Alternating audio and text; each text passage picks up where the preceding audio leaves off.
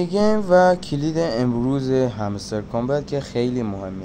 سلام دوستان، امروز اومدم بهتون یاد بدم که چطوری وارد مینی گیم و کلید امروز رو بگیرید.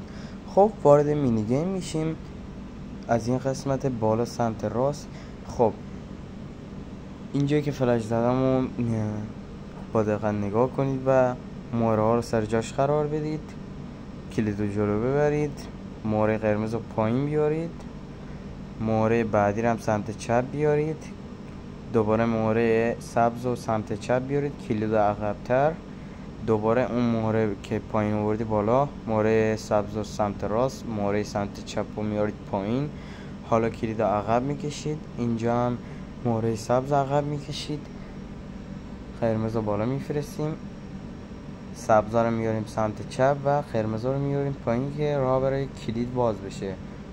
خب الان کلید باز میشه و شما کلید دریافت میکنید. اگر میخواد بدونید که من چطوری تون کوین از روکی راوی گرفتم، ویدیوی بعدی رو از دست نده.